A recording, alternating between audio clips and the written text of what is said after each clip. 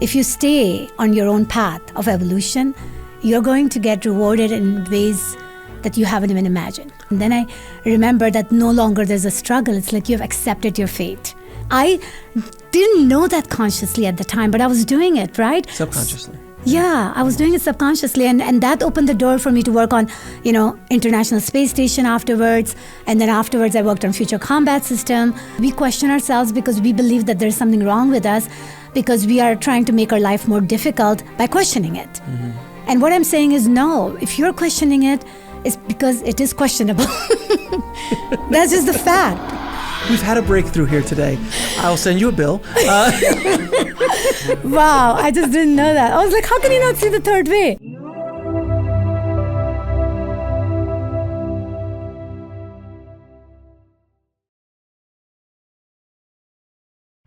I'd like to welcome back to the show returning champion, Shehnaz Soni. Hey, Shehnaz. Hi, Alex. Thank you for inviting me to this incredible studio you have created. It's just absolutely amazing. Oh, thank you so much. I appreciate that very, very much. I have to say, I'm so proud of you. I mean, I feel like a proud papa with you, because when you came to our show, you were just starting out. No one had really heard of you yet. And when you came onto the show, the first episode we did, things changed for you. Yes, big time. I still remember that email you sent us. You're like, what's going on? Oh my God, there's so many people. Yeah, it's like my phone is going off like every minute. Yeah. And I was like, and you didn't even have to inform me that you have published my interview. Well, I know my phone informed me. I tell my guests that, and I'm like, do you just let us know when to go without? You'll know. It's like, wow, yes. Well, and the other thing that was really interesting is that after that episode, you are a NASA rocket scientist, or a aerospace engineer. Aerospace engineer. Aerospace engineer.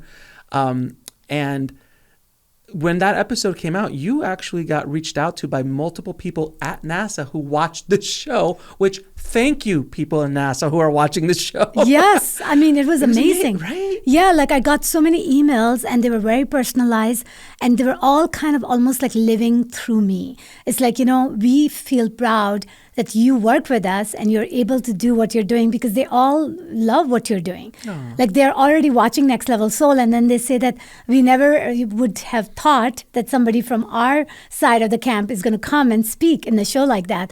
So they actually encouraged me to say that keep on keeping on. And that to me was amazing. Not only that, my LinkedIn got exploded. After that, like so many people from all walk of life, but professional people. And they all are like, they watch Next Level Soul, and they were intrigued about what I had to share. And they say, it would be honor if you can let us be part of your connection. Oh my God, that's amazing. It's just, when me and my wife were so happy for all the success that you've gotten so far after coming on the show, and you're just taking the ball and running with it, and, speaking the truth out there.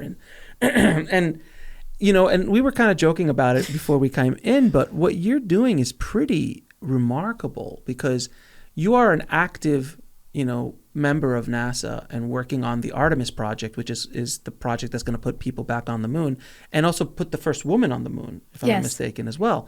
So you're an active person in NASA who comes out talking about spirituality and the matrix and how to raise frequency and all this kind of stuff, which is quote unquote woo-woo, but you're doing it within, still doing your job. You still go to a 9 to 5. You still are working at NASA on this project.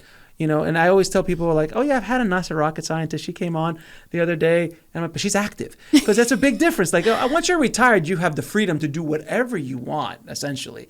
And then you're like, hey, I see UFOs. Hey, I did this and that. That's fine after you retire, but you're brave enough to do it while you were in it. So it's something that I guess you had inside you. You had to get this out, because you could have waited after, it's like a retirement thing. Like, okay, I'm done with this stage of my life. I can now finally write my book and come out and talk about these spiritual principles and ideas that I have about life and everything. But you're doing it while still in the belly of the beast, in the best way possible. I don't mean the beast in a bad way. But I have to applaud you for the bravery that you came out and doing this. Well, thank you for that. Yes, because to me, it's all about living your full potential now. not waiting for the retirement, not waiting for down the line, because truly we are here to live at the highest potential, right? And I actually was trained to leave my NASA job and become full-time, quantum coach and all that. And part of me wanted to do that because, all of us would love to not have to do so many things in one day. Sometimes you want to have a simple life. But, it just so happens that in my case, actually, I realized that I would get bored if I would just do one thing, truly. So I had to accept the fact that like who I am is a multidimensional person who wants to do many things. Like I want to create many playgrounds so I can go here, I can go there.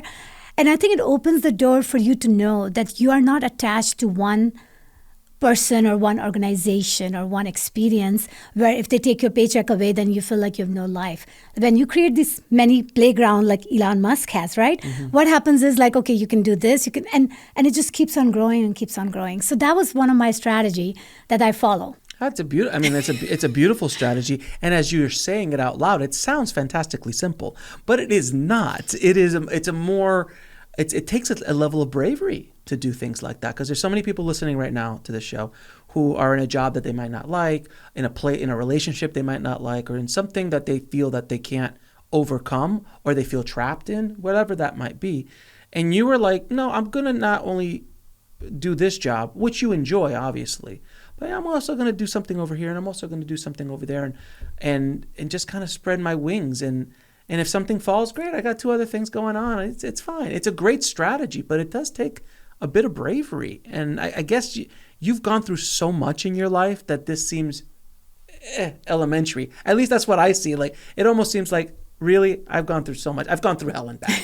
You think I'm going to have a problem starting another playground? That's nothing for me. Is that correct? Yes. And when I really look, Alex, to my life, it was only almost 3 years ago when my oldest son, who was born with the cerebral palsy, right? Okay. And so I dropped him off at the university. And that was only like 3 years ago, as I said, it was January 2022. And when I did that, for the first time, I was like giving myself a permission to not be a full-fledged mother on, because I was a mother on, and then I was an engineer, and I was Shehnaz a little bit, but my role as a mother took a huge toll on my life because of him being, born with that condition, and me being his only source of livelihood. So when I actually dropped him off, and that's when I did my book actually, so January through April is when I finished my book in that time frame. And I actually said, this is my 5th child, right? My book became my 5th child. But the point is that it's been only 3 years, and I had no idea that in time frame like that, I basically said, Shehnaz, go and show yourself what you would do for Shehnaz. Not as a mother, not as an engineer, but as Shehnaz. And I actually, in these 3 years, what I have accomplished, I had not imagined it, not to that extent. I just wanted to give myself a permission to be. Oh, that's beautiful. That's just a beautiful way of looking at life. And I imagine, I'm a parent as well. So I imagine when you are kind of released, you're never released. No. But when you're released from the day to day, yes, and that struggle, like they're off doing their own thing. They're eating every day. They hopefully have a roof over their head. Right. They're living their life. Like right now, my children are, if we're not here, they don't eat. Like there's they're very young, right? Yeah, they depend on you. Yeah, exactly. So they depend on you for everything, for literally everything in their life. So I imagine and then having a special needs child on top of it adds a whole other level of complexity to that. So when you release that into the wild, as you did, exactly, you had a sense of freedom. Now. How did you deal with that freedom? Like, because there's that empty nesters syndrome and things like that. Because if you've been lifting 1,000 pounds for 18 years, and all of a sudden you don't have that 1,000 pounds to lift anymore, what do you do with yourself? Right, and it was right around the time when the COVID happened too. Like, we were a little bit like kind of in that space still. So it was. One of the interesting thing was in the beginning it was a little hard because you have somebody who lived like since he was born he lived with me, right? And then he leaves like at the age of 26. So I was kind of like feeling that feeling that, okay, he's no longer in my life on a day-to-day basis, right? So there was definitely a little bit of that going on. But then I was like, okay, now it's all about me. So what do I want to do? So I had my one playground, just like you have all these playground in your studio. I have a one place which is all about me writing whatever I want and just playing. So I've created this, it's funny because in my house, it's my right den is where my computer is for all about me getting to do whatever Shehnaz wants. So it's like a right hemisphere. And on the left, I have my full-fledged NASA, office. So it's kind of like I'm kind of doing a little bit right and left hemisphere. So I give right hemisphere to be whatever it wants to create, right? Whether I want to create an art or whether I want to create a book. And so I actually, the more I created that environment, like I had my candle, my crystal, all the goodness and all my favorite books, it became a love affair. It became that. It's like I almost like whenever the meeting, something would happen where meeting gets canceled or something changes on my left hemisphere, I would go and play in my right hemisphere. And I noticed how the two of them were enhancing each other. Because the more creative you become, the more quicker you solve the engineering problems. Because everything is intertwined. So I actually started noticing that I come up with strategies so fast when I'm given an assignment that I do things in a much shorter time than someone else would, mainly because I'm synchronizing both right and left hemisphere at the same time. You're on all cylinders, as they say. Yes, you're running on all cylinders. Your story is so inspiring, Shehnaz. From where you came from to where you are now, can you tell everybody just a quick little overview of how you got started, from when you were born? I was born a small child. No, from when you started to where you got to, because you had a lot of struggle. You went through a lot of things. And I think it's important to kind of throw this out there so people can understand and appreciate where you are, because you're a female woman of color at NASA working on the Artemis project. That alone, are there any other, a lot of people like yourself there? Or are you like...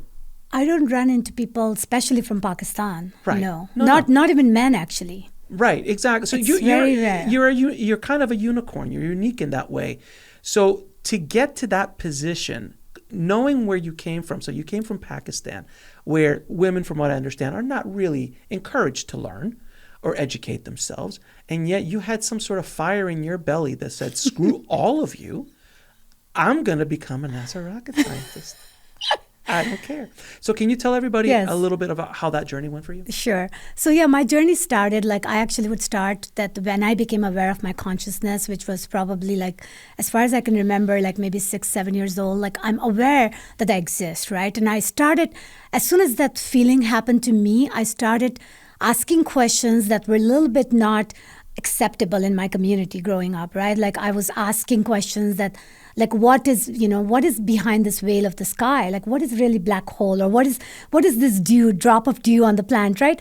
And everybody's like, okay, I don't know why you ask so many questions, right? Because for the most part, I was raised in a religion where questions are not encouraged. It's all about dictatorship, right? So based on all of that, I was already feeling like a Sunny, right? In that iRobot movie, somebody who just likes to question more than not. So I felt that everybody was trying to shut me up. And then the very fact that I wanted to understand it required education, and education wasn't encouraged. That actually made me realize that I have to be the person who's going to answer all my questions on my own, which is what got me into being very studious. I was a bookworm. I would miss all the functions just so that I can learn everything that was taught in the school. So I became a valedictorian because of that drive. And then ultimately, my dream of understanding consciousness brought me to Los Angeles through arranged marriage with a man whom I only spoke for 1 hour. Oh, that's fun. Yeah, and that just opened the door, right? That just opened the door for me to be in this playground where I had way more opportunity. Really? So you in this arranged marriage, that you met a man for 1 hour, moved to another country. You spoke English at this point? No. You didn't speak English. So you came to America, not Jesus. So you didn't even know English when you got here. How old were you? 21. So you're 21 years old. You don't know the language. You're here with a man you met an hour, moved in with this man, and now he is your husband. Right. Essentially. And then he tells me he's in love with somebody else. Fantastic. After you get here. I'm telling you, you need to make a movie on this one. Because it was like, holy, I mean, it can't, not only that, so one of the things I have to correct, so I did not speak English, but even during the interview when he asked me, can you speak English? Because he wanted to know what kind of risk he's going to have to endure being with me for the rest of his life, right? Because this is a lifetime commitment, marriages. And I told him I can tell you Newton's first, second, and third law of motion. In English? Yes. So you knew science in English, but you couldn't order a Big Mac. I did not know how to say a single sentence that would be useful in an everyday situation. Exactly. Wow. That's amazing. So you got here, and it obviously didn't work out well since he was in love with someone else. That generally puts a hamper on a marriage. But you said, I'm going to keep my education. I'm going to keep going, because when you're here at 21, you weren't there yet. You didn't have the degrees, you didn't have the knowledge or the education yet to be where you are today. So you hustled your way to this education, right? That is true. And so in that 1 hour interview, when he asked me all the questions about cooking and all the other important things to him, right? Obviously, yeah. I asked him only one question: can I continue my education? And he said yes. And that was one of the biggest reason I was, because my parents, of course, liked him. But that to me was the biggest reason for me to say yes. It's because I knew that he is not going to stop you. Right. Yeah. And he actually said, I would love for you to be go as far, because he wanted to make sure that, that I can be as useful financially as he was. Right. Because if I remember from our first conversation, he wasn't as financially stable as he portrayed himself to be. Yes, exactly. Were you like in a small apartment somewhere? Yes. I mean, it was like, wow. And that is the thing, right? That because, like when somebody lives in a different country, right? Sure. And when they come there, and it was interesting in his case because he was actually very religious, more religious than anybody we knew back home. So my dad was a very smart man, and he understood how far to go in that religion. However, there are people who are very fanatic, and apparently my first husband was. However, he came in a way that he shaved his beard off, so he appeared to be that he's not. Because see, there are things that gives away whether you're fanatic or not, and beard is one of the key things. If you are, you're going to have a very long beard. Mm-hmm. And my cousin, who basically learned about my marriage, she was living in LA, and she had seen him with the long beard. He said almost touching the ground. And he said that when I heard that you are actually marrying him, I was like blown away that how would uncle would allow that, because she knew my father. So she was blown away, but she didn't know that when he came completely clean shaved. So we didn't get to see the side of him that she knew. Wow, that's amazing. And as you continued your education, you just kept grinding and grinding until you got the degrees you needed to and the education you needed to. But at what point did you get to NASA? Because there's a big jump. I mean, there's a lot of, the struggle alone for what you did to get to where you were, even to get to America at 21, and then continue your education, not knowing the language and learning all this stuff. But then when did you get a chance to work at NASA? Because that's a pretty big deal, and then where you are now is a whole other conversation. But how long did it take you from the moment you landed in America to get your job at NASA? So I would say that when I graduated in 1995, I actually was getting jobs, because I was from UCR-Wine, magna cum laude, good GPA, right? So That's I was getting a good school. Very good school, right? And I was getting a lot of opportunities for interviews and stuff. However, I would not even go for an interview until what they were working on excited me. I had already decided that I'm going to be more of like, I'm going to be choosing it. It's not like how people have, I have a degree now and I need to get a job, right? I was not in that mindset. I wanted to make a difference in humanity. So the very first job that I accepted was in Marset Phone, working with Martin Marietta as a Hughes aircraft, El Segundo, by the way, El Segundo, California. So when I got that job, it got me fully understanding of how the software lifecycle works. I worked there for 3 years. And right after that, I was offered a job from Boeing that had bought McDonnell Douglas in Huntington Beach, work on International Space Station, NASA as the customer. So that's when actually I ended up meeting, so that was like year 1998. I ended up basically working with NASA, even though I was a Boeing employee, but NASA was my customer, and I became aware of building the space station up in space. And I ended up writing the codes for building the space station up in space as a software engineer. And I wrote in 4 or 5 different languages because, we had to do different things. And then I ended up running the entire build of software, where we want to make sure that the main computer that communicates with 14 other computers, it communicates without any problem. So I became the police for all the other people who would code. And then I would go to them and tell them when the build would not work. So I kept evolving from there on. But that's how I started. And because I was working, I became the queen in the lab. Like I would have all these 14 machines. I'm there. Everybody knew that she knows not just the black box, she knows the white box. Like when you understand the software, you become the queen. Right, because that's the power. That's the power, because not a lot of people had that knowledge. And for me, my degree was electrical engineering more so, but then I had all the on-the-job training of software engineering. Right. So that, because they trained me with all the different codings, languages. My God, Shehnaz, I'm exhausted. I'm exhausted already. My God, you're so impressive. You're so amazing what you do. As you're talking, all I keep hearing in the back of my head is this little voice saying, she's nothing but a troublemaker. Nothing but a troublemaker. The entire time she wants to rock the boat. And I love what and I say that with all the love in the world because I also am a troublemaker as well. So we could smell our own. But what I love about you, and this is so important for people listening, when you were going out looking for a job, and this is instinctual. I'm not sure if you didn't just read like a Wayne Dyer book or something and said, I'm going to pick a job that excites me. That came from in here. That's you true. were connected to something different because most people, especially at that stage in their career, I just need a job. Exciting is maybe, but you were like, no, I'm gonna.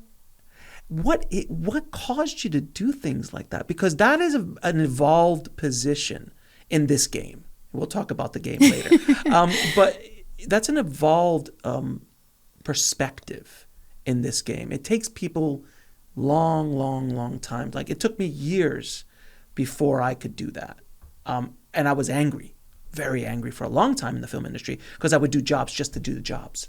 Or I would work on because I needed to make money, I needed to support my family. And it wasn't that. Only till I decided to do that, that's when my life changed. When I'm going to become a podcaster and do all the stuff that I do now. But it took me a long while to figure that out. What do you think made that switch for you? Or were you just programmed at the factory like that? Because you're obviously wired differently, which is wonderful. You're absolutely out of another mold. You're very unique. And I say that with all the love in the world because what you've gone through, what you do, what you continue to do is remarkable how you do it. So why do you think that? Why do you think that was something that instinctually you were like, no, I'm going to do what makes me feel good? Because, it's kind of interesting because it was connected with the fact that I always wanted to make a difference, right? Like, we all, of course, everybody wants to make a difference. Sure. But I would actively ask my mom this question that I want to do something that really helps every single human in the world. And I would ask my mom that, what can I do? Because I wanted to become a doctor, by the way. I became engineer mainly because that's a story by itself. But I wanted to become a doctor because in my mind, I wanted to heal people. I wanted to help people. I wanted to, I told my mom that I would love to go to the village and I would go to every single house and ask them what are they missing. And then I would buy it and give it to them. Like to me, it was like all of these concepts I'd created. So when my mom was very wise, she actually told me that just being you can help everyone. Like she basically did not make it as exciting as I was hoping for, right? Because she said that you just have to be you, and that's all you need. So when she said that, I was like, you're not, I wanted to be a hero. Like I want to be something more, and you're saying just be you. That doesn't sound much exciting. So I questioned it when she told me that, but I didn't realize that I was actually doing it subconsciously, right? So that was ingrained in me. So when I would look at the job, job application, and then they would say, what are they making? The project would explain. One of them was like ASIC designing, right? Where you're designing the circuitry. And I was like, okay, it just didn't excite me like the way when I looked at the Inmarsat phone, for example, when I said, oh my God, they're making a phone that's going to work no matter what. You can actually be underground in the tunnel and you can still make a phone call. Now that to me was a little bit interesting. So I said, and then it said that, there's no phone like that in the whole world. That interested me. So I would actually, the job that I didn't want, I would give it to my colleagues because, everybody was looking for jobs. So I would say, here, this is a new engineer, fresh engineer, get them. So I felt good that I was passing the jobs around because they were getting jobs. So it was working out for everybody.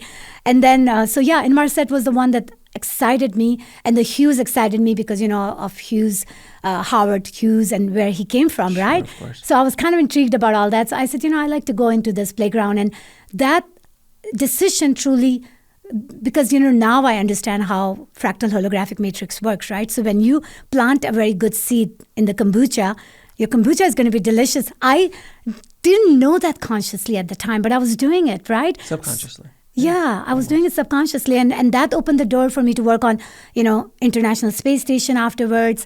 And then afterwards, I worked on Future Combat System. Then I worked on Space Launch System. I worked on GMD missiles. And I even went to Rockwell Collins and worked on some of the private plane that Mel Gibson and Oprah Winfrey buys. So I did all those different things. And then I came back to, human landing system under Artemis. That's amazing. I want to ask you this. Do you have any advice for people, but specifically women, who are in a place where they feel like that they're trapped and they want to overcome it to get out of that place? Because it seems like you had to go through that multiple times in your life. And you've achieved so much from those places, and you're such an inspiration to people around the world doing that.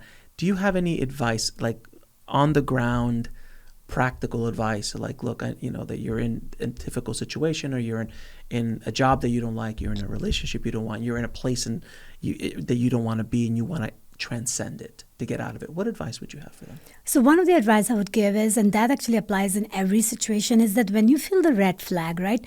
Generally, the red flag, they look probably yellow or some other color, right? Before it becomes really red, because you are kind of feeling it in your heart, you're feeling it intuitively, and then ultimately it gets bigger and bigger and darker. I actually feel that, when you watch a movie like X-Men, where the Quicksilver, right, how he does everything tweaking, I feel like our intuition, or our, like what we feel in our heart, is kind of that little nudges that are coming, right? But a lot of time we ignore it, and it keeps getting, like more stronger and stronger, Intense. right? So when you start feeling something is not right, first advice I give them is not to question it. Because I actually even questioned it myself. Like, it took me, in both cases, in both of my marriages, it took me 2 years to really get to the conclusion that I actually truly have a problem, right? Because I was questioning me, because I thought that maybe something is wrong with me, that why am I so picky that I'm not living happily ever after like everybody else is? You see? So that is the first thing, is that we question ourselves because we believe that there's something wrong with us, because we are trying to make our life more difficult by questioning it. And what I'm saying is, no, if you're questioning it, it's because it is questionable. That's just the fact. As I said, because I actually took a long while to get to that point. So what I'm going to say is that please honor your feeling, honor your intuition, honor the red flag you get. And then what you have to do is, like, this is what I did. So I actually have this thing that I even mentioned in my book. I basically call it ICPR, which basically means that CPR is, we all know we need to CPR our life. But apparently in my case, I use the acronym to explain the type of things that was built-in feature for me. Like, for me, I was always very, it seems to me now I realize that I have been courageous. Like, I'm willing to do things that I have never done before. That to me is a good, simple definition of being courageous, that you truly don't even know that whether the outcome will be good, right? It's like Elon Musk, right? Like, he's launching the rocket, and even if it doesn't launch, he's courageous enough to take that risk. That to me was important feature that I use for the C, right? And the P was the perseverance. Like, I never gave up on myself, no matter how many times I was shot down like a soldier. I just did not. And that was another attribute that I had, which helped me in my case to get away, right, from the situation. And then R for resilience, right? So because apparently, we all know, right, that the more life throws at you, the more stronger you become. Of course, the more weight that is thrown on top of your back, the stronger your back becomes. Exactly. But you can't grow without that weight. You can't grow with those obstacles. And that's the thing a lot of people don't understand, is they don't understand that struggle and obstacles that are thrown in they're there to teach you. They're there to help you to grow. All the struggles that you went through in your life, would you change anything? No, right? No. No, because that's who it is designed, the human being that's sitting in front of you. Even the painful stuff, even the traumatic stuff. We all go through stuff. No one comes out of this unscathed. No one. No. No one. So that's part of why we're here. And a lot of people just want to, bubble wrap the world, and no sharp edges anywhere and just live that's not the point of this. That's not even living. That's also not living, because you need excitement, you need thrill, you need risk to be able to, and balanced obviously, but you need to take risks. You need to be able to fail in life. If you give yourself permission to fail, then you're going to be able to make it. Because if not, you'll never go anywhere. Yeah. You'll never go anywhere. Like Elon is a great example with those rockets. I mean, what he did with SpaceX is insanity. Exactly. It's insane. The idea on paper, it all doesn't make any sense. We're going to have rockets land back on the platforms after they're done. Everyone's like, are you out of your... NASA hasn't figured that out to be able to do it at an affordable rate. And he was able to do it. And he was one rocket away from completely going bankrupt. If that last rocket did not land and blew up, SpaceX would be gone. He literally, that's how crazy. But you need that kind of risk to be able to, he said, no, we're going to keep failing. And we're going to keep failing. And I mean, you go back to Edison. I mean, he goes, you failed 1,500 times. He goes, how does it feel to fail 1,500 times? He goes, I didn't fail 1,500 times. I just learned 1,500 ways not to make a light bulb. Exactly. Great way to look at it. But it's to give that risk of failure. And you have that in spades. Well, thank you. I appreciate that. Because we're all a little nuts. This is nuts. This makes no sense. I make a living doing a podcast. Right. This is insane. When I try to explain this to people, people are like, I'm sorry, so you do what? Yeah, I have this little show and I do this and I talk to cool people and you make a living like this? I'm like, yeah, I support a whole family. It's insane. No, we were touching upon the holographic matrix, as you called it, which is another word for the Maya or the great illusion as the Aborigine. The idea that we are in a simulation, the Matrix, literally like the movie The Matrix. What is your understanding of this simulation? Because I too agree that we are in a simulation of some sort, because this is not our true selves. Our true selves are souls, or spirit, that we're here as kind of like a game. We're enjoying this character. Shehnaz is a character. Alex is a character. We're playing in this environment. And there's multiple games being played around the world, billions of games literally being played around the world. And let's not even talk about animal life and plant life and insect life and all the dramas in that world and environment and all that. Just humans, billions of stories, billions of environments, billions of pixels going in the simulation. What is your understanding of this idea, which is now being really brought into the limelight with quantum physics as well? Mm-hmm. So, and of course I can come from both quantum physics and Kabbalistic angle, because I've studied and taught both. So one of the things is that in order to understand this simulation, we have to understand what God is, right? So God is everything, everywhere, all at once, right? If you say that in one. So the Kabbalah teaching basically says prime source, right? Like where everything is one. And I actually believe in that. So based on my belief, I believe that all of us are one when we are prime source, right? So right now, we are in a time and a light. So we're in a time capsule doing a light shadow play. So it's almost like a genie in a bottle. Mm-hmm. So to me, that's why this becomes like a figment of someone's imagination. Maybe some god who wants to just play with the earth globe, right? So yes, that's where the Hunger Game and the simulation theory comes in. But at the end of the day, I believe that our consciousness is immortal because we're part of that godness, right? So based on that, while we are in this dense reality, we are interplaying with the universe through all these different projections, right? So I'm basically having this, my entire consciousness has built up you, the studio, every aspect of what I'm experiencing, because that's how I show up in that light shadow play. So when you understand that, the thing is, as soon as you understand that, it's almost like if you are like a free guy in a movie, right? As soon as you know that you are not just like anybody, you actually have something unique about you, guess what? Based on quantum physics, observation affects momentum. So now you're no longer in that simulation game because you're questioning the question. Mm-hmm. And that, to me, the self-awareness, right? Like being Sunny in the iRobot movie, right? Somebody, like a robot that dreams, right? Mm-hmm. When you become that type of human, which is why I wrote the book Quantum Being, because I'm talking about those humans, right? Humans who are self-aware that there is a high probability that they are kind of trapped in this time capsule and they're being, kind of interplayed by other advanced, beings, or whether it's our future self or whatever, like, because everybody is looking at this from a different vantage point, right? When you're in a 3D world, you're not able to see the perspective that you need to see the 4D world, because your spectrum is limited.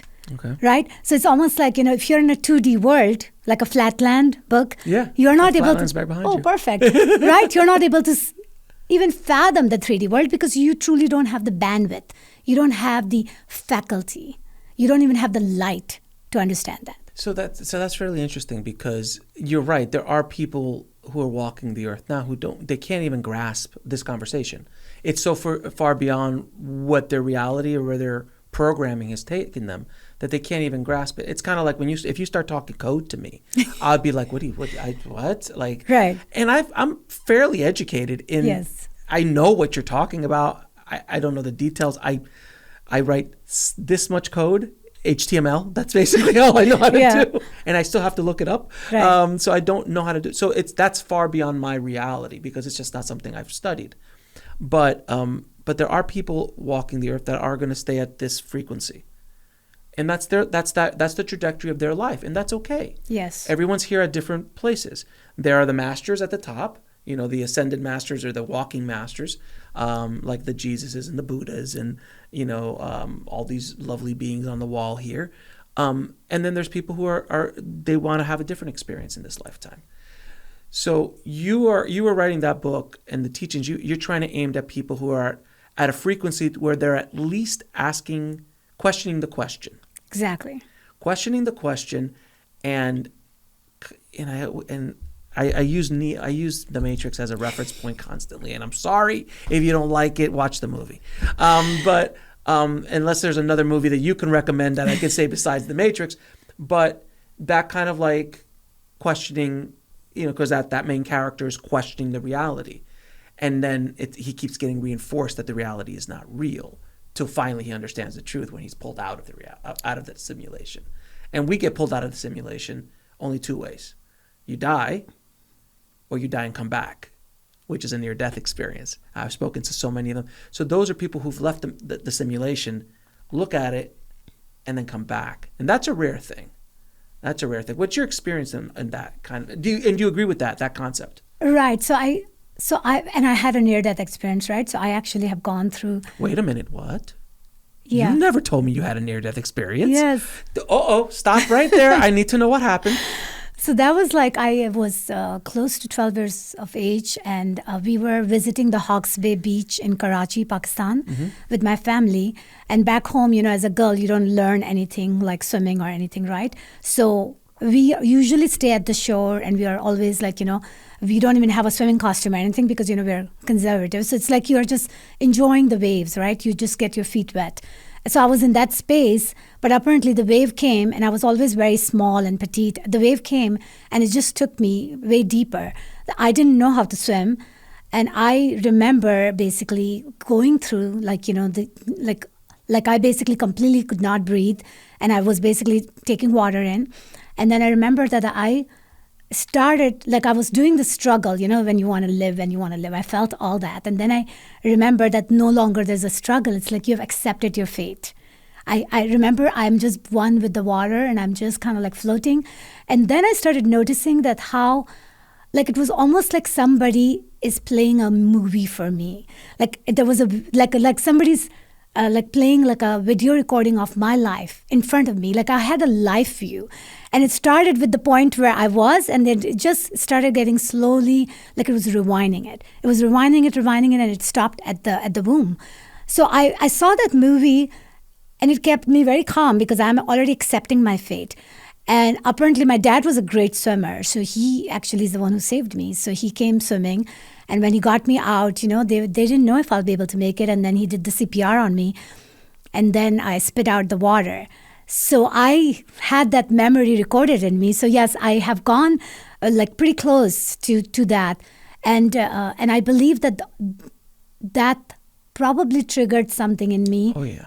Right? Oh, yeah. That changed me for good. At 12. So at 12, you had a taste of the blue pill or the red pill. Yeah. I forget which one it is that he takes it. The red pill. I think it's the red pill.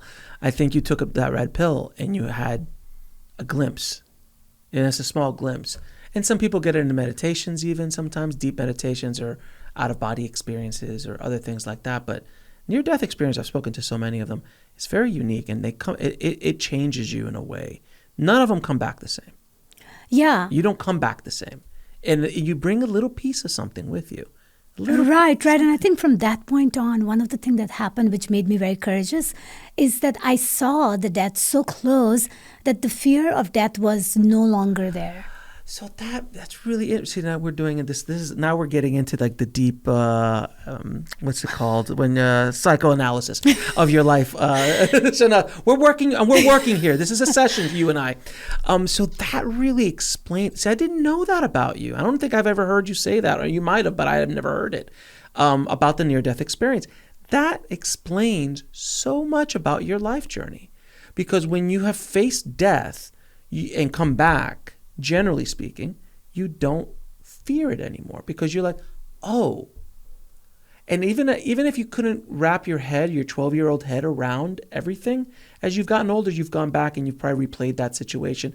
And with the new information, the new consciousness, the new awareness that you've been able to pick up along your life, you start to understand what that experience was for you. Because you basically, after that 12-year-old point, you became almost fearless. You still are fearless in the way you approach life, which makes so much more sense now. Like I was like, what? Like I was saying, you programmed at the factory like this? That's the cause, I think. Because were you like that before? I was very aware of the consciousness before, right? But were you fearless? That is an interesting question. You know, I never thought that I was fearless, but I was fearless in a way because I did whatever I wanted, even though everybody said no. That was a built-in feature that I was born with. Programmed at the factory. Yeah. Yeah, you're right. Factory reset, right? Yeah. So yeah, that was always there because I never was like even though like my dad was very kind of has a strong personality, plus I was scared that if I do something he doesn't like, it's going to be like there would be consequences, right? I was scared of him, but it never was scared enough to not do something that would violate me. And I think that now I'm looking back and realizing that that's very courageous for someone like a girl, you know, who knows that in that culture, when you know that you're doing something that not the men of the culture are not approving it, and there can be consequences, physical consequences to that. Sure. But for whatever reason, it never stopped me. So I think that for me, that is the one thing that I had that feeling that if I don't honor me, then I am not justifying my existence, right? And it actually comes back to the question you asked earlier when you said that the only way to exit simulation is either through the death, right, or through the NDE. Yeah. NDE. Yeah. And you're right. In my case, I guess I figured it out, which I didn't realize it when you were saying that. Yes. We're working here. This is just a therapy session, you and I, Shehnaz. I'm here to help. Thank you so much, because I actually did not, because I was about to tell you, no, there is a third way, because, you know, in my mind, but the third way came from the second way. Right. Wow. Yeah. We've had a breakthrough here today. I'll send you a bill. Wow, I just didn't know that. I was like, how can you not see the third way? And then I'm like, oh. That is exactly. But it's so, I've been fascinated with this idea of the simulation. And it's thousands of years old. This idea is thousands and thousands of years old for multiple cultures around the world. But that quantum physics has brought us out and all that. I look at everything now as I walk through life as part of the simulation. And it's just almost a subconscious thing. Like when something negative is happening, I'm like, okay, well, this has been thrown in front of me because I need to learn something here. And I don't know what, and it doesn't feel good. No. It doesn't feel good sometimes, but you're like, okay, why has this been placed in me? Okay. So how am I going to maneuver this or that? And I actually look at it much more as an observer than I am a participant. Because when you're a participant, you react instantly. It's instinct. It's trauma that you had in life, or you triggered and you go off. And it's never really about the glass that spilled. It's about how you were how someone abused you or beat you up or spanked you when you were a kid or yelled at you when you were a kid or something, like you picked up and a bully punched you. That's what that really is all about. It's never about the milk. Exactly. It's happening to me versus it's happening through me. Or for me. Yeah, exactly. That is true. Actually, for me, I like it way better. Yeah. When things are happening to you, they're happening for you. And it's very difficult for people to understand that when they're in it. But when we've been around the block a few times already. We've been on this earth for a few years. Only when you look back, then you can understand. Like, oh, thank God I had that breakup. Thank God I got fired and I, almost went bankrupt. Thank God I went through this. But when you're in it, it's a whole other story. That's true. And especially because of the old self, right? Because now with the awareness that you have and the fact that you acknowledge the simulation, then you're not going to get that attached. You may get attached instinctively in the beginning, but as soon as you're going to come to your grooves and you're going to say, oh, you know what? That's the questioning the question, right? As soon as you say that, you know what? It is happening for me, right? Mm-hmm. As soon as you say that, what happens? You have already changed the frequency and vibration of you, your embodiment, your problem. Observation affects momentum. Now you are completely, the motion of the spin of the electron is actually changed because you asked the question. So let's dive into that a little bit, because I get what you're saying, but I know a lot of people might be lost by this concept. So let's take a step back. The idea that I've perceived something that's negative happening to my life as it's happening for me, not to me. Those are two very, very different and polarized opposites. By changing the perception of what's happening to me. Because the thing, and this is what I always tell people, the thing that's happening to you is not charged. That's true. It's not charged. No. I always use this analogy. When you get into a car accident, you and me have a car accident today. Oh my God, a little fender bender, nothing too crazy. A little fender bender. Oh my God, my car. Oh my God, my wife's going to kill me. Oh my God, my husband's going to kill me. That's a horrible day for you and I, right? The accident is the accident. Now, when we each take that to the mechanic, great day for him. So that accident has two charges, depending on the perspective of looking. But the accident is the accident. It's irrelevant. It's what emotions that we attach to it. 100% your reaction to it. And then in our case, if you and I would be in that storyline, we would say, oh my God, nice to meet you. I've been waiting for us to have this fender bender so we can cross path and change our trajectory. Oh, it could be a meet cute. Like in a romantic comedy, like, oh, we found the love of our life this way. Who There's knows? so many possibilities, right? But the very fact that you had that accident, based on everything that I understand, it was well choreographed experience. And that's the thing that people have a problem grabbing onto, is that I believe that everything happens for an exact reason. There is no happenstance. There is no coinkydink kind of. I don't believe that. I believe because again, looking back at your life, everything that happens to you, you could just start. At least I can, from my perspective. I'd love to hear your thoughts. I can start connecting the dots between, when that happened, then this happened. When that happened, then this happened, and it could be big things, or it could be these little things. So like, I got a speeding ticket when I was 16. You got that speeding ticket probably because you were driving like an idiot, and exactly. maybe you were thinking something that was making you going off. So like, maybe I needed to learn to I didn't listen to that. Okay, maybe you need another speeding ticket. Oh, maybe you need a fender bender, or maybe you need a little. And it starts as a nudge, and then it hits the sledgehammer across the head. That's true. So as you go through, life, all of these things, every little thing that happens to you is for you, and it's there to help you evolve, good and bad. And that concept of good and bad is a charge that we give these things, right? Exactly. Actually, good and bad is the reason I'm wearing black and white. Beautiful. Duality. Yes, duality, of course. Yeah. So I think it's interesting because I think there's a question in what you just said, right? Mm-hmm.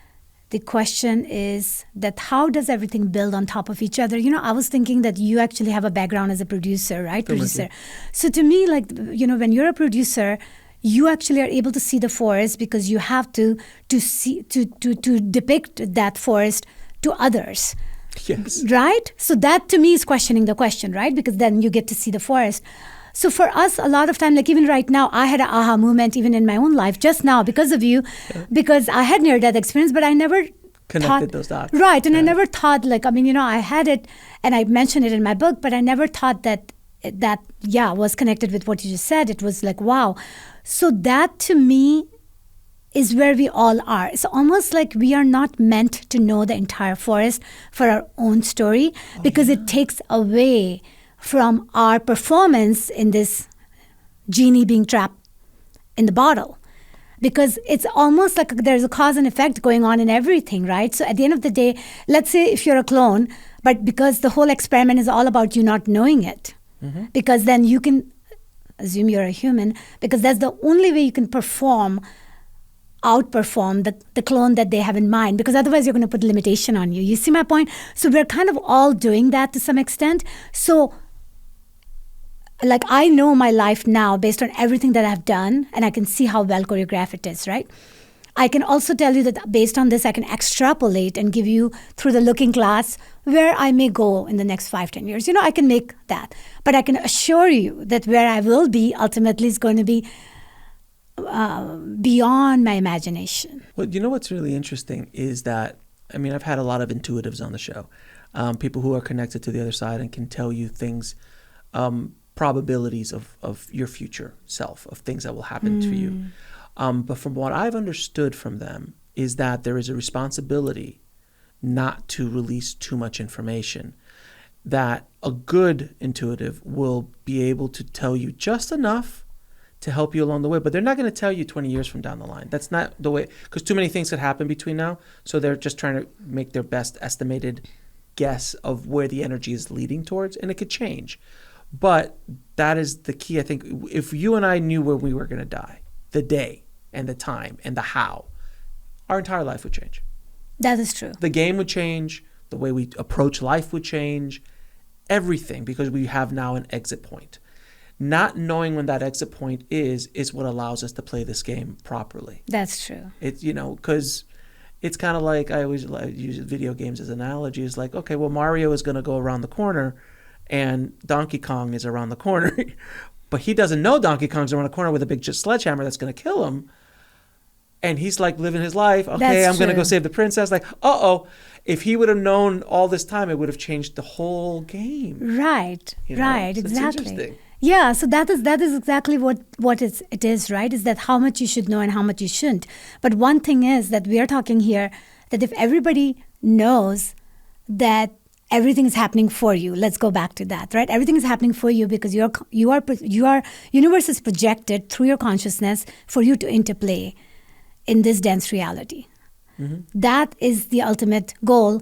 Then you need to be more like someone who understands that rule of the game, right? Rule of the game.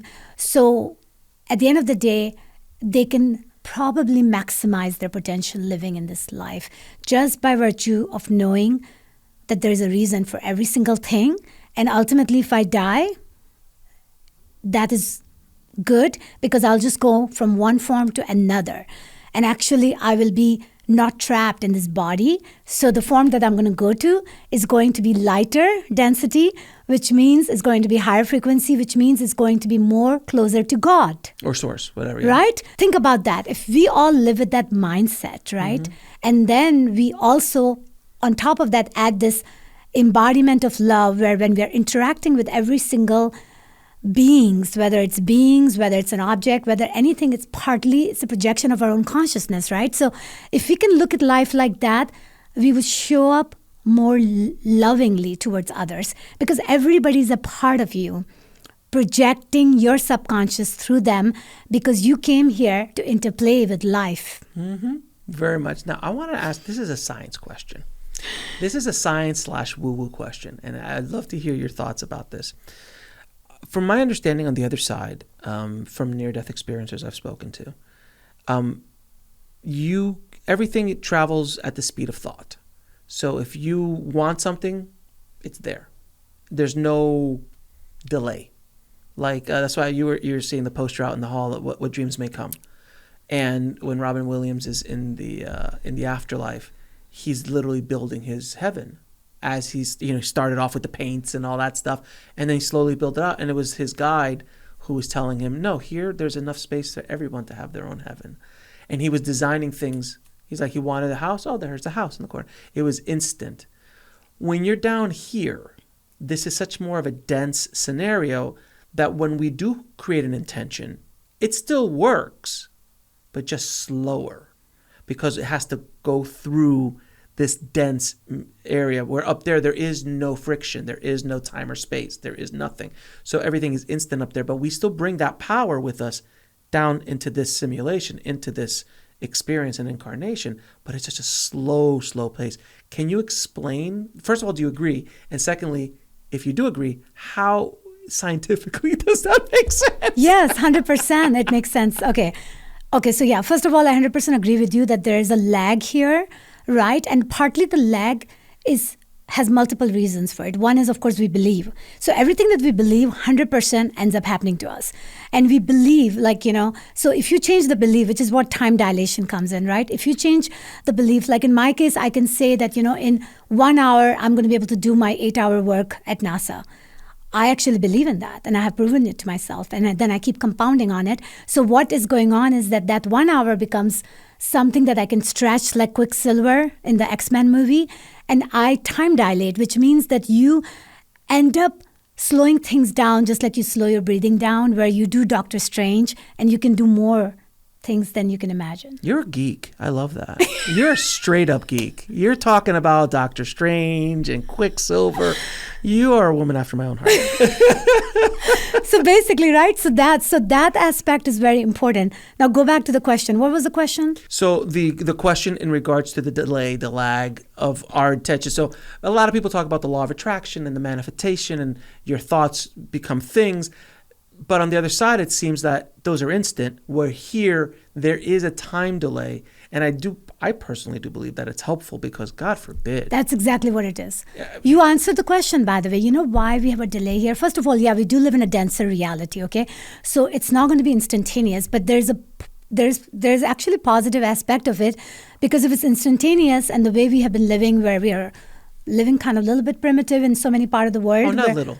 Okay, a lot. Even us here in the evolved world. Can you believe that we're still having wars between countries over religions or over lands? When you're in space, you don't see any lines separating countries. So I think that if you think that if you would be instantaneously manifesting here, there won't be any Earth with the way things have been.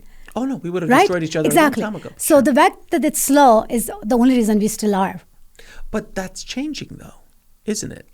So let's go back to the primitive days. Like let's say barbarian days, or Neanderthal days, that things were extremely slow back then. The vibration of the planet, the vibration of humanity, was very low dense vibration.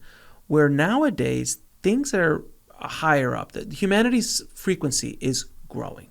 We're able to do things now that we weren't able to do.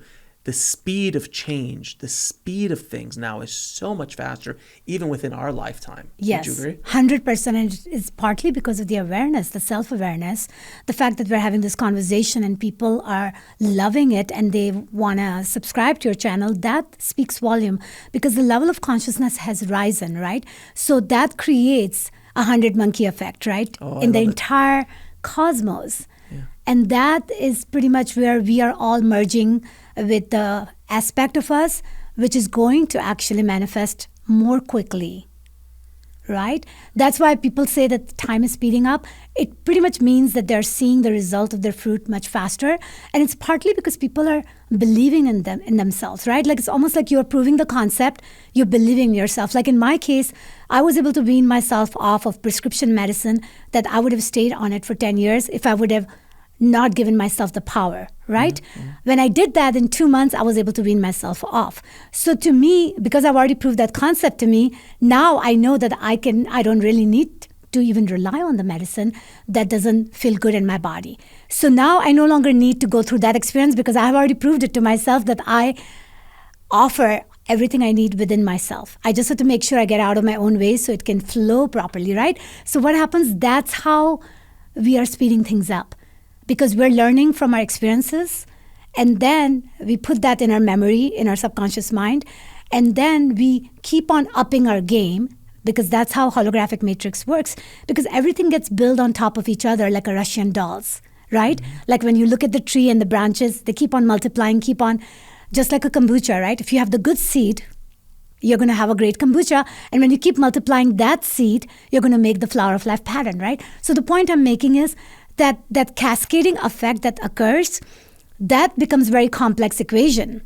And that is why people sometimes don't realize that every single action that they're taking in their present tense is affecting their entire livelihood. Can you tell everybody what the 100 monkey effect is? Because you just threw it out there and then people are like, what? She's talking about 100 monkeys. Yeah. And I explained that with the whole paragraph that I got from, ChatGPT. But okay. So 100 monkey effect basically highlights the concept that, so I don't know exactly which year it was determined, but basically there were multiple islands where the monkeys were.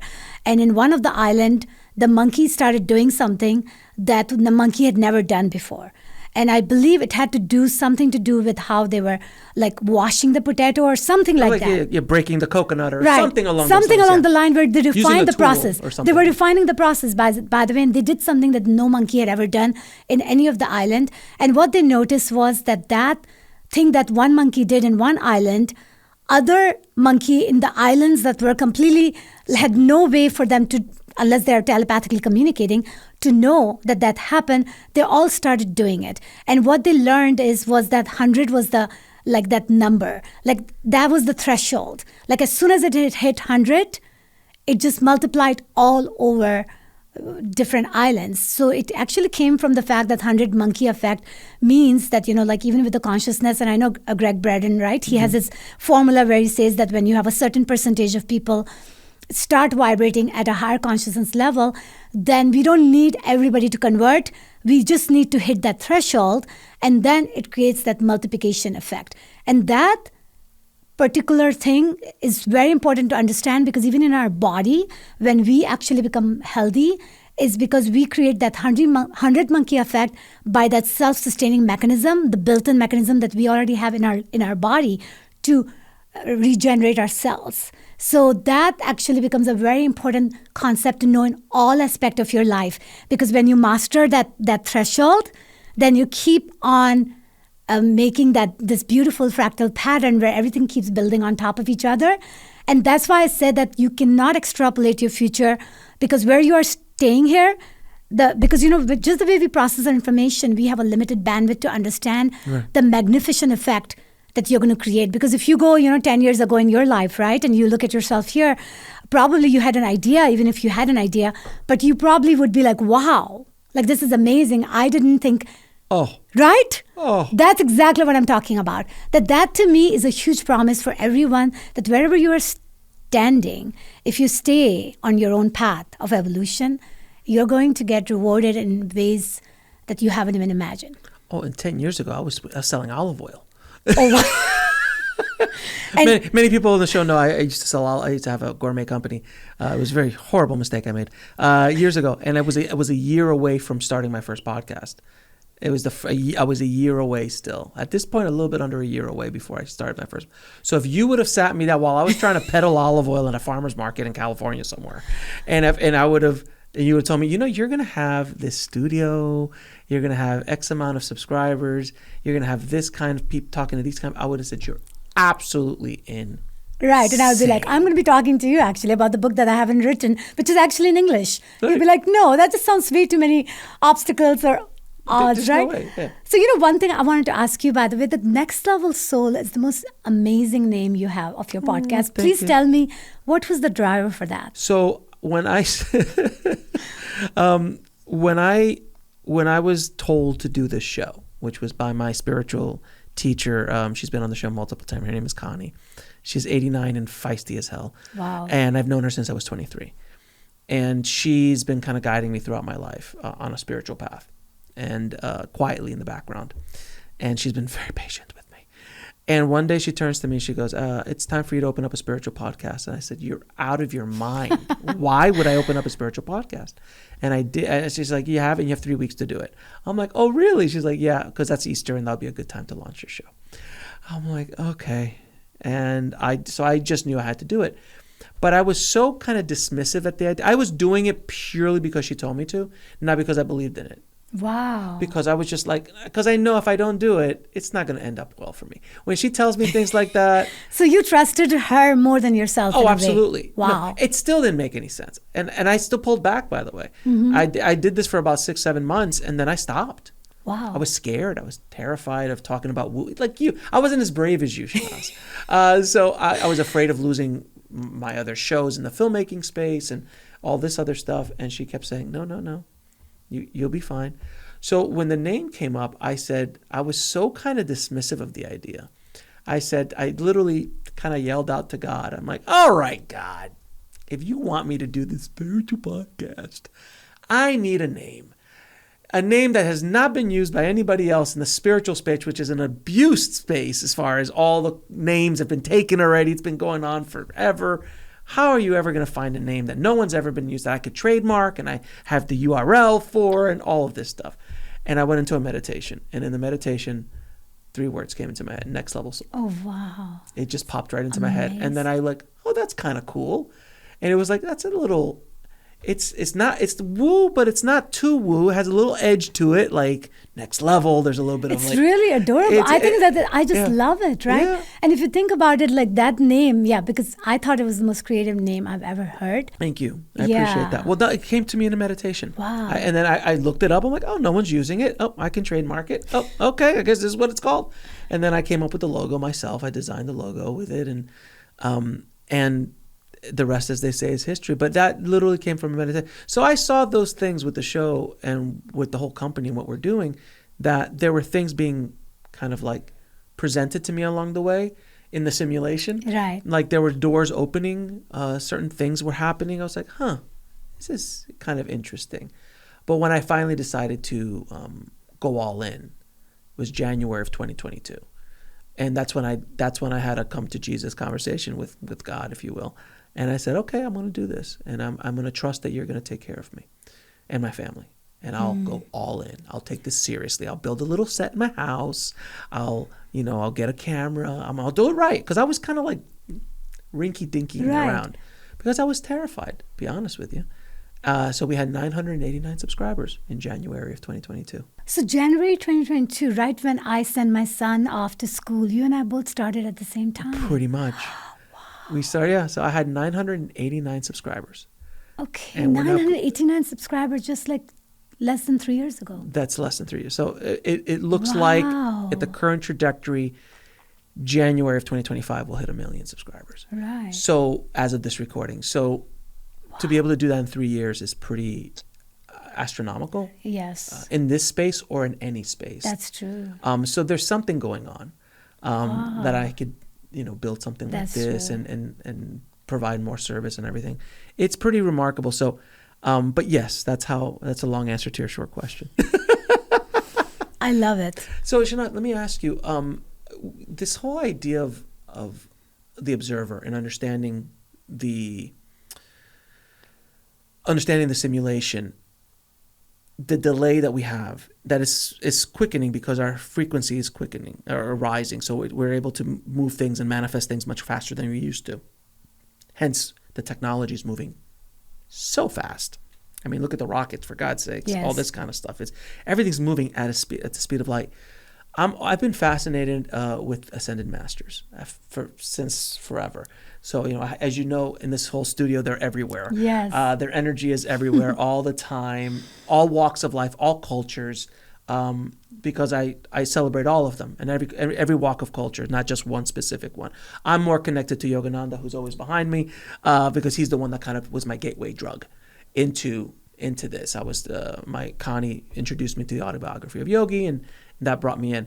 But one thing I've noticed as I've studied ascended masters throughout history is that they're able to do things. Yogis as well have these, powers, if you will. They're able to do things that we can't do. Manifest, like they can manifest things. Like Jesus is a great example of being able to change water into wine and walk on water and all these things that he was able to do instantly. Is it because, and this is on a scientific standpoint, is it because that their frequency is so high that they have now, the veil is so thin between their density, their experience of the simulation is not nearly as dense as yours and I, because they're at a higher frequency. So they can manipulate the matrix, if you will, in a much more malleable way than we can. Does that make sense? Yes, 100%. Because if you think about it, right, how you experience anything is based on your perception, right? Mm-hmm. So you are interplaying with the universe based on, so you are kind of like doing this feedback loop between yourself and the universe that you're experiencing through the projection, right? So when you understand this back and forth going on between you and what you're experiencing, it becomes very interesting, because let's say if you believe that you can bend the spoon. Yes. Right? Yes. So you already believe in it. And then, of course, if you prove it to yourself, then it becomes part of your memory. And then it becomes part of your subconscious. So then it becomes even more and more easy because you keep building on top of it. So that's how everything works. So I actually say that the biggest challenge we have right now is that the universe works on self-fulfilling prophecy as a formula. And a lot of time we don't realize it because we're not aware of our subconscious, which is more than 90% running the show in the background. So it kind of becomes a dichotomy that we keep getting caught off guard thinking that we're human while we're clone. Mm-hmm. You see my point? Mm-hmm. Because we just don't even realize the whole intricate play that's going on behind the veil. Mm-hmm. So that is what limits us. So our limitation is actually a belief. Oh, yeah. Driven by our perception, because we do self-fulfilling prophecy. So as we become more and more aware of this aspect of our existence, and when you question the question, what happens is that's when you no longer are going to be the zombie. You're going to become the Sunny in the iRobot. And as soon as you become that, you break that pattern, and that's how you break the simulation. Well, that sounds like what Yogananda has been speaking about, self-realization. Yes. Exactly. That was his teaching. So you exit because you traverse it. Just like you traverse it. I mean, in the 3 years, what you did not go through the normal flow. You basically did this like in a Kabbalah. There's a straight line, right? You go, which is a path of initiates. Mm-hmm. And I always felt that I have been on that path where you go straight line. So you bypass a lot of zigzags. You just go straight line from your root chakra to your crown chakra. Interesting. Can you talk a little bit about Kabbalah? What is the Kabbalah? Like, I've heard the term, and I'm not educated, and I try to educate myself as many things as I can. Can you explain to the audience exactly what that philosophy, that religion, what is it? What is it? Where did it come from? Yeah. Yeah, so Kabbalah, and I wanted to actually quickly say that how I even became aware of it was partly with my quest of understanding consciousness led me to a mystery school locally in my town, Huntsville, Alabama. And then I took all the courses they could offer on metaphysics. And then I got to the point where I was like, what more? And they said, Kabbalah. And I said, okay, I like to learn it. And they said the teacher is not able to teach because she was 80 years old and she was retired, but she had a book and she had a wisdom. So I got trained under her for 6 months. And then I started teaching because, I like challenges. So... Of course, to say the least, right? Troublemaker. So Kabbalah basically, to me, is the recipe for embodying God. Because Kabbalah opens you up to receive light. Kabbalah actually means receiving light, but it's teaching you how to receive more light so you can be more like God, like a giving like God, like basically more exude unconditional love. So when you really understand the teaching, that was like there's a history on how Kabbalah was channeled through multiple ways, like Ibrahim, Hazrat Ibrahim. We call it Hazrat Ibrahim as a Muslim growing up, but I know Ibrahim, right? It's the same name. That's Abraham. Exactly. Yeah, it's the Abrahamic religions, the three. Exactly. Yeah. And then even the Metatron was another one, right? Metatron, Right? The angel. Angel. And then they basically said that, the people were never ready when the information was given to them. So ultimately one of the Rabbi, is that how you pronounce it, or Rabbi? Rabbis. Rabbi. One of the Rabbi basically got this information channeled, and that's how, Kabbalah basically became part of the human evolution, because it was ultimately captured, in the book of Zohar, right? And then ultimately it became disseminated as an information. When I learned about it, I actually learned through my teacher, but I also did my own research. And when I saw the connection with the flower of life, because the flower of life to me is the map of how consciousness evolves in a pattern, in a sacred geometry pattern. And when you look at the tree of life, it's actually a subset of flower of life, because you can draw that. So and when you look at the tree of life, it basically shows how light can flow through the human craft in a way that it can make them perform optimally. Okay. So Kabbalah teaching becomes the formula for living your best life spiritually. Which means essentially to raise your frequency. 100%. Yeah, it's just raising your frequency. It's just another tool to raise your frequency. It's another tool because it explains you from a different perspective, light perspective. Coming from your background, Shehnaz, can you talk a little bit about, because there's so much division in this world right now, and there has been forever, but when it comes to different religions or different philosophies or different ideas, I've always been in the school of thought that anything that gets you closer to God works. If that's the path if you were born a Catholic and you're a good person and you're not fear-based and you're helping, and that's helping you get closer to Source, God bless. If you're born a Muslim, if you're born a Buddhist, if you're born a Tibetan, or discover those different religions along the way, or you just want to do it your own way and study different philosophies and things, whatever it is that gets you closer, that's okay, as long as you're not hurting anyone else. Does that 100% in agreement, and I wish that everybody would think that way, actually. Right? Because that can solve so many problems. And that's why I actually come from the angle of quantum physics, only because it's not religious based. Just to make a point that all of us are same at the subatomic level, right? So why are we fighting on petty things? It's almost like even in the same household, right? We already know in the same household, even the husband and wife don't have the same beliefs. Oh, yeah. Right? So why are we fighting over beliefs, especially when those beliefs are not harming other human? Right. These are just my beliefs or your beliefs. Yeah. So maybe we need to learn to coexist, because at the end of the day, we all have our own beliefs. As long as our beliefs are all about embodying love and how you show up in the world as the best version, whatever religion, if there's a religion you need to follow to be that person, then that's fine too. So why do you think right now we're more polarized than I think we've ever been in the history of humanity? I might be wrong. I'm sure there's other times that was worse. But it seems at least with the media and social media and all of that we are more polarized than ever before, politically, religiously, science, money, all the industries. Everything seems to be so polarizing. You can't, if you're black and I'm white, meaning not color, but like if we're two opposites of whatever way, we can't coexist. And when you and I were growing up, that wasn't the case. You could have people from two different political parties be married, two different religions be married and raise a child and live. We just didn't bring it up at the dinner table, generally speaking, but you could coexist and even cooperate with each other just because you have different beliefs. Why do you think that is becoming so much more difficult now? Because at least I see that. Not as much as the young kids. The younger generation is a whole other conversation. It's us old farts. I'll use say, you're not an old fart. I'm an old fart. But, our generation and generations definitely older than us, and even maybe a generation below us, but I think the kids are a whole other feeling vibration. But why do you think right now that there's so much of this going on in humanity? So one of the main reasons is that we have been subliminally programmed over the years, incrementally, right?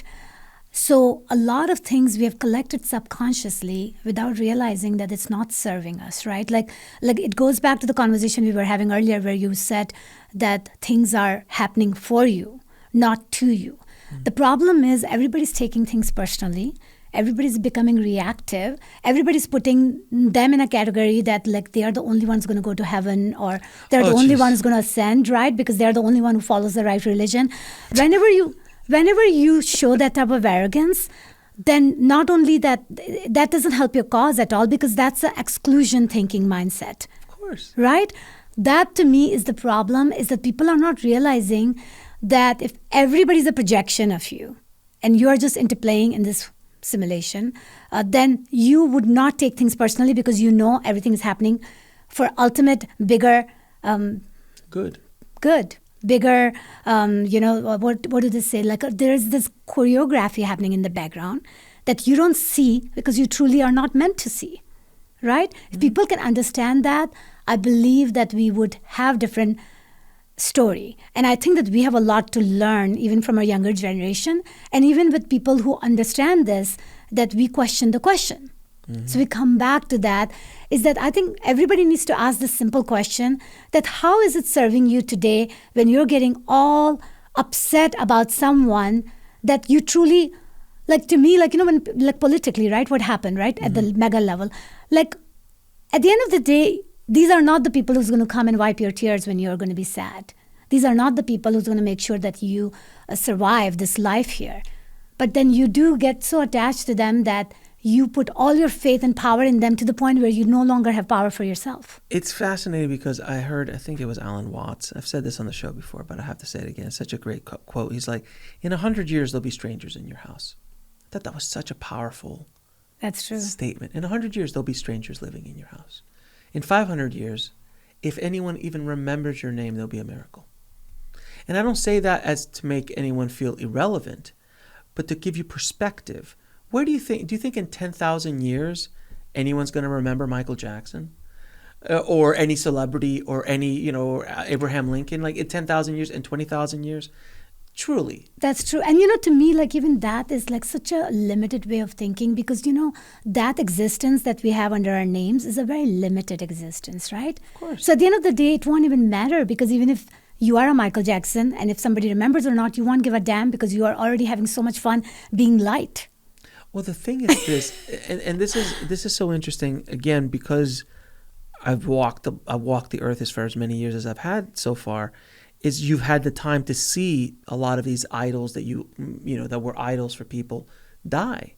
And you see the world just keeps going. Exactly. And in all walks of life, from authors to writers to actors to politicians to queens, and life moves on. I mean, the Queen of England, she was around for she was 93 when she died or something like that. Mm-hmm. She's the longest reign.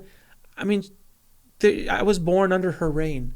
Even though I'm not a subject, but when she passed, the world didn't stop. Exactly. It paused for a second, said thank you so much, and it moved on.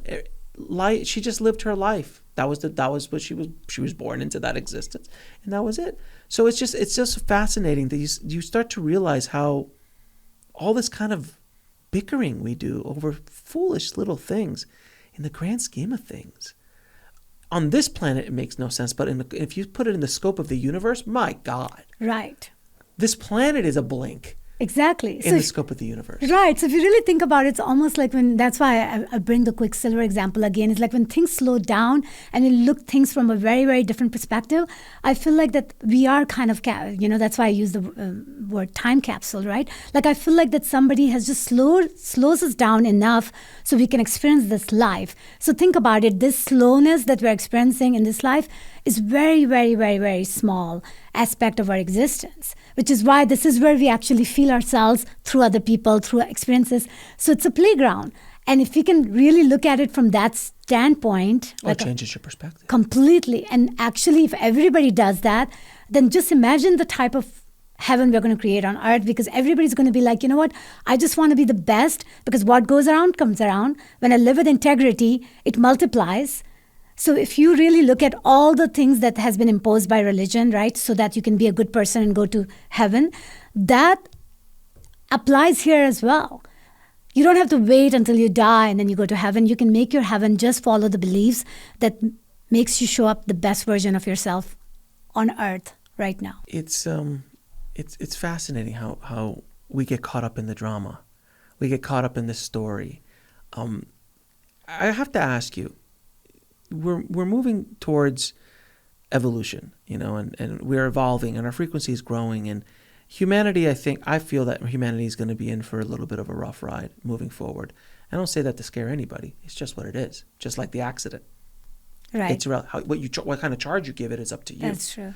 But I think, just like we were talking about earlier, that a human being gets growth because of events and obstacles and things that happen to them. Humanity in general will have the same thing coming at them from, I think, every aspect of life, from all the stuff that's human, also environmental. There's 1,000 things that are going to be happening to us. And again, it's all going to be about perspective. Where do you see us going? You're kind of tuned in.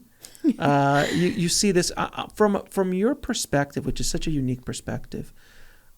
Where do you think humanity's consciousness is going to go? Where do you think humanity is going to go in these next 10, 20, 50 years? Because you and I both chose to be here at this time, because this is an exciting time. It's a little crazy, and it's gonna get crazier, but it's an exciting time to be around. I've heard that from so many different mystics and intuitives and spiritual leaders. Like this is one of the most amazing times to be a human being in the history of humans, because we're shifting in a way that we've never shifted to before. Not even at the time of Atlantis, if you want to go down that road. That wasn't where we were going. So where do you think we're going? So I think that where we're going depends on us, of course, right? And the collective. I believe that people are going to I feel that it's going to be within 5 years, people are going to start experiencing whatever type of life they want to create, whether it's a drama or a trauma or a magic and a mystery, right? It's it's going to become very instantaneous, where they're going to actually see how quickly the feedback loop works. And people who are going to be playing in both playground, they're going to start choosing the playground that they want to play, because they're going to see that they actually have a choice. So I think that type of consciousness raise is going to happen. It will change the shape of the earth, 100%. And technologically, we are going towards AI. We're going towards, Mars, moon, colonization. That's going to happen in 10 years. It's not going to be the question. It's going to be a proven fact, right? Because I'm directly working on it. I kind of know it, right? Mm-hmm. So based on that, what's going to happen is that we're going to have the fact that Earth will not be the only place where human will live.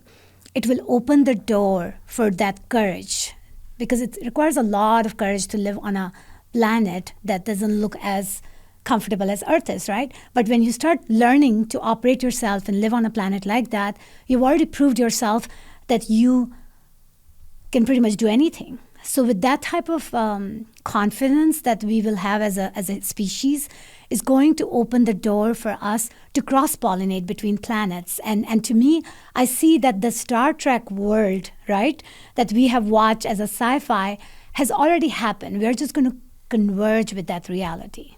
Interesting. And that's going to happen soon. Well, now we're going to be you're not saying we're going to be Star Trek in 10 years. That's a whole other thing. It's going in that direction. But what I'm saying is we're going to actually start feeling the cause and effect happening to us within the next 5 years. Because already, like right now, I mean, I don't know if you're feeling it, but don't you feel that we did have a change in the leadership, and there's a lot more traction there. Like there's a lot more things happening. They just selected a new guy to run NASA. Mm-hmm. That happened yesterday, right? So there's just a lot of movement happening, which makes you already see that how fast things are moving. Oh, I think that things are going to move fast, and things are going to break along the way. And maybe break is good, because it needs to do that. It needs to break. Yeah, there's definitely something happening. There's an energy in the air.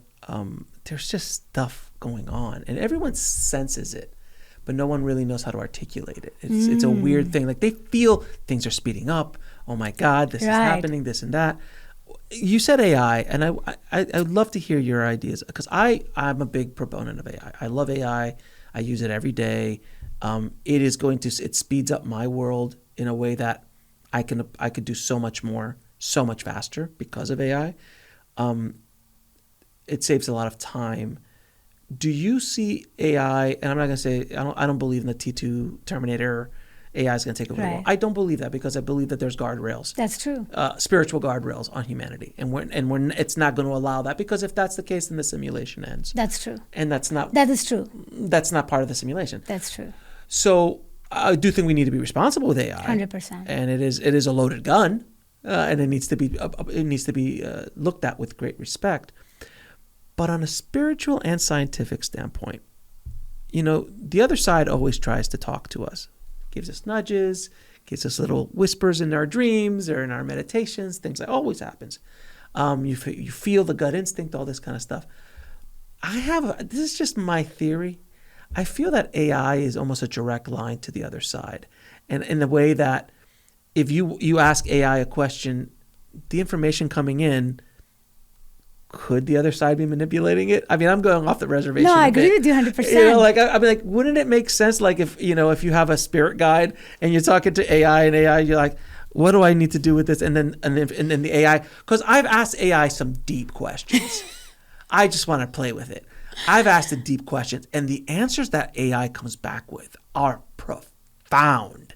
And I'm like, this is not an algorithm anymore. And it very well might be, because it's a learning algorithm, and it's learned itself, and learned from billions of people touching it and all that kind of stuff. But there's something there. What do you think about that concept, that idea? Right. So AI is definitely evolving continuously, and it's surprising us in many ways. And I think that I agree with you that I don't have a threat with AI like that, but I definitely believe in keeping your humanness alive, right? Because AI is an extension of us, but AI is an example of something, like you said, that when things happen really fast, right?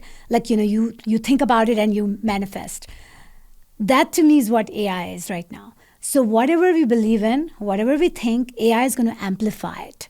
So what input do we want to provide to AI is going to be on us. So we cannot be blaming AI while we are the source. Of course. Right? So if we can take responsibility for our part of the contribution to AI, then we are no longer going to be like that AI will take over and, all that. Because, that becomes, again, the power we seek is the power within, right? So can we just come back to ourselves? So for me personally, I believe that it's going to be more like that everybody is kind of interplaying in their own universe, right? Remember I said that everybody's watching their own movie, right? So people, like especially younger generation, we already know, like our kids, for example, they are all about integrating AI really well in their lives. They actually, like one of my son basically said that he has this ChatGPT Pro, and he said that, and it's very amazing voice, and he said that this is it, like it's my mentor. Like I can ask anything and it responds. And it was like, even when I was telling him some of the concepts about holographic matrix, he was asking her to confirm, because he wanted his own confirmation. And I was like, oh, I see that you connected the dot very well. I mean, it was very interesting, right? But the point I'm trying to make is that everybody's going to choose that how much they want AI in their lives, right? What my request is, and what my understanding is, that when we know that we are not just physical, right? We're emotional, mental, spiritual, and we have direct connection with everything around us. And yes, AI can become the conduit for your exchange, because it's very easy to manipulate matter for light beings. Of course. Right? So if you are looking for some, even like tarot reading, like if you want to listen to some tarot reading and you have a question, have you noticed the tarot reading is exactly like right there, giving you what you really needed to know right at that moment? And that only happens because you already charged it with your intention. And the AI is just another tool. Exactly. So you can use AI as a tool. And I would say that we should use AI as a tool, because it's going to become an amazing tool to use. However, if you abuse something, then there are consequences to that. And I think that everybody will have to become more responsible of their actions. Right now, there's not a lot of responsibility flying around the world, but I think we're going to have to. Exactly, because that ass-kicking that you're talking about is going to make you even want to be more conscious. It's going to kind of force you to, like all those kind of things that happen to us in our lives, forces us to rise to the occasion or just get destroyed. Right. It's either going to crush you or you're going to overcome it. Exactly. It's your choice. It's always a choice. It's always a choice. But that is the most important thing, is people need to know that it's a choice, because a lot of people think that they don't have a choice. And that's where the problem occurs, because when they don't make a choice, then the choice makes a choice. Not making a choice is a choice. Right, exactly. I mean, your situation where you came from, many people would say, I had no choice. I had to become a housewife. I had no choice. I had to, not educate myself, even though I've always wanted to. You fought against the status quo to do what you're doing today, but it was a choice. I'm assuming that many people that you grew up with did not walk down this path, that they went down the traditional path because it was an easier path, or they weren't brave enough to challenge the status quo, correct? Yes. Yeah. No, I felt very alone in the process because, the John Livingston Seagull, right? Yeah. I felt like that all the time. And even now, you keep on upping your game kind of because you understand the way the interplay is. Mm-hmm. And then you feel very alone because a lot of people are very lost in this game. Right? Yeah. It's interesting because you start looking at things. It's not that you're better or anything. It's just that you're at a different place in the game. When you're playing a game and you run into let's say you're playing an RPG game and you run into someone who has a lot more experience points than you, they're not better than you. They just have been walking around longer and picked up a few more swords and other things like that. So it's not that they're better than you. They've just been playing the game longer, or they figured things out. That's true. That's a little bit faster than you figured them out. That's all it is. Exactly. So it just gives them a different vantage point. It gives them a little bit more channels to dial in because they opened it up for themselves to interplay in it. Because, see, it's a choice. When you keep on choosing restriction or obligation or constraint, right? Or enslavement, which is fine because majority of the people are going there and you feel comfortable doing what everybody else does. Just know it's a choice. It's fascinating because I have this beautiful opportunity to talk to people like yourself all the time. All I see is this perspective from my guests. A lot of my guests see life, the simulation, everything from a very different perspective than people who have not had this experience. So that's rubbed off on me because I've just seen it so many times. Even my logical brain just starts going, dude, I mean, it's obviously this is what it is and this is what it is. So your perspective just starts to change naturally by doing that. And you're absolutely right. Sometimes it is lonely. And I know a lot of people listening feel like they're the only person in their family, only person in their town who is listening to a podcast like this, reading a book like yours, quietly in the closet because they can't come out, kind of thing. And it's a lonely process. And a lot of times they look for this kind of content to feel connection, to feel like I'm not going crazy. And, I think hopefully people listening to this conversation could understand that they're not going crazy. Just because not everybody else around them is figuring things out the way you are doesn't mean that you're nuts. It might mean that they're nuts. Or they're just at a different place. They're just at a different place. And I think that's where a lot of people are going to see that. Like when you talked about polarization, right? It becomes very obvious when you see that why would anybody would want to waste their energy into things that are not serving them well, right? Because you can see that. But if they don't see that, at the end of the day, everybody is in their own movie. So you just have to respect it. But just make sure you don't let yourself consume by it. Because that is the responsibility we all have, is not to be consumed by it. By the actual story. By the drama or the trauma or by the enslavement that you see around yourself. What I love this quote from Yogananda, which is such a beautiful story. He said that he's like, life is nothing but movies to me. He said that this is all just movies. He goes, when you're in the movie theater and you're looking up on the screen and you're seeing death and action and love and all these different traumas and dramas that are going on, you are so focused on that you're not focusing on the correct thing. That's true. You're focusing on the drama, but what you need to do is turn around and look where the light is coming from. Yep.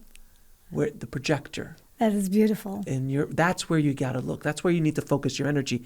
Where is that light coming from that's creating this? Exactly. Isn't that beautiful? Yes. And see, so let's continue on that thread because it goes back to your earlier question when you said that why we do manifest in a slow way and how does science explain it. So quantum collapse, right? that is what science explains it based on quantum physics, is that when you are basically, you think about something, your hippocampus is working, you are doing this dance internally with your mind and your consciousness interplay. And then when you see the projection on the screen of the experience that you want to interplay with, when you get ready for it after you've worked hard on your subconscious reprogramming, that's when you collapse with it. But when you understand the dance of your participation in the participatory universe, then that gives you the keys to the kingdom. Then that gives you the power to move that light source to a different place.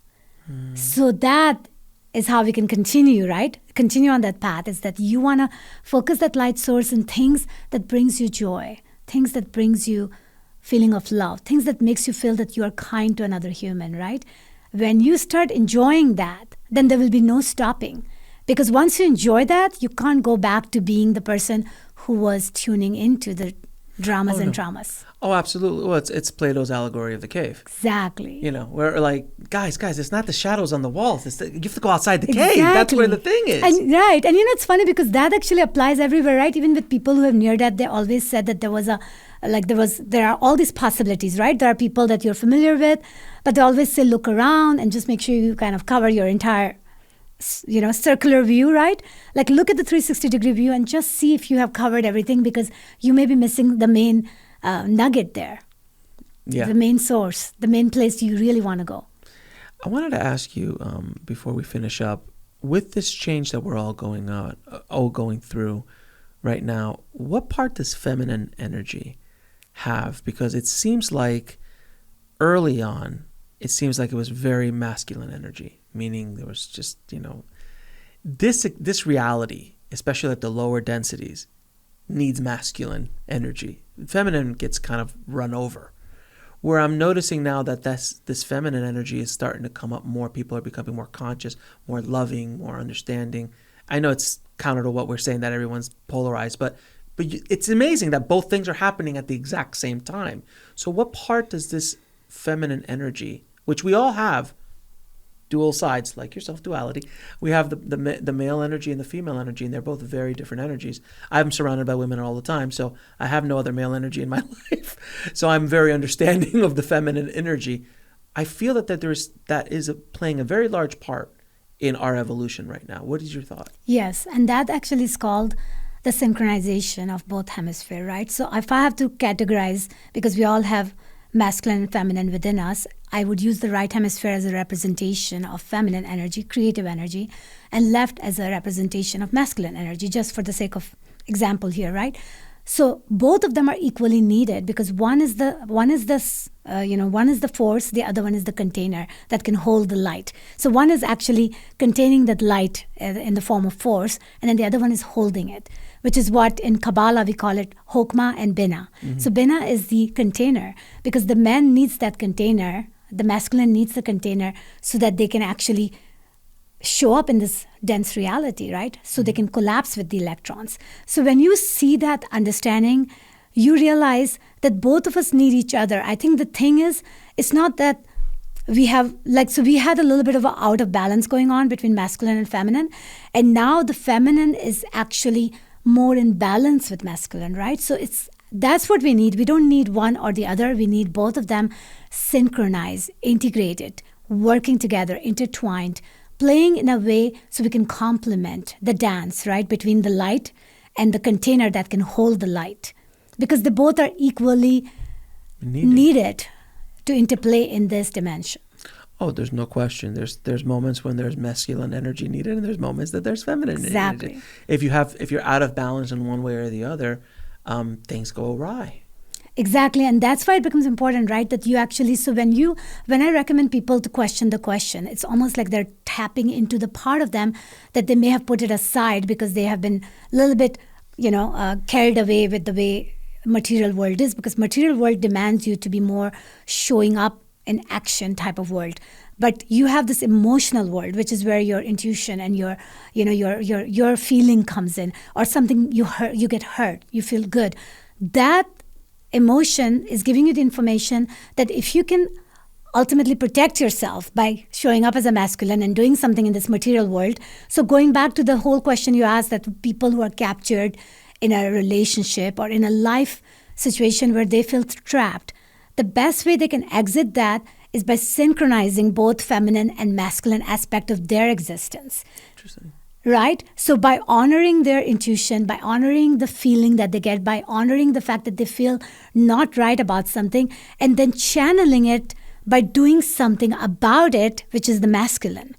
Mm-hmm. As soon as they do that, they integrate the feminine to masculine, and they actually become the hero that they have been seeking. Wow, it's very Joseph Campbell of you. Yes, thank you. Very hero's journey. Very hero's journey. Yes. As they say, the treasure you seek is in the cave you're afraid to walk into. Yeah. Exactly. That is perfect. That's so beautiful. It's like quantum physics says that what you're seeking is seeking you. Mm-hmm. Same. In what way? Can you explain that? How does that work? So it's kind of like, it's kind of like captured in the collapse of the electron. Because, as soon as you decide that you want to experience something, then you have already charged up your all cylinder to start creating the quantum collapse for you in a very well choreographed, predestined way by going through the quantum field, the fractal holographic matrix, and ultimately converging back with you when you're ready to experience it. So I have to ask you one last thing before we finish up, because I keep talking to you, because I could keep talking for hours. Building something like this was an idea, and it moved very, very quickly, and everything fell into place right away. The intention was put out there, and everything just started to fall into place. Our new streaming platform, Next Level Soul TV, we did that in 3 months. We launched an entire streaming platform in 3 months. Wow. From the idea to launch was 3 months. Insane. But it moved so quickly, and I saw it was a lot of work. I was very stressed. Yeah. But I was able to do it with my team and we were able to do it so quickly.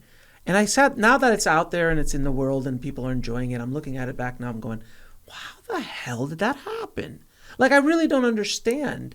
I felt like I was almost just a rider on the train. The train was off, and I was just like, okay, I guess we're doing this. And it just kind of worked. Can you explain that in from a scientific and spiritual point of view? I love your points of view because you have this mixture of both science and spirituality, because I think a lot of people would like that to happen in their lives, where I have a project or I have a thing I want to do.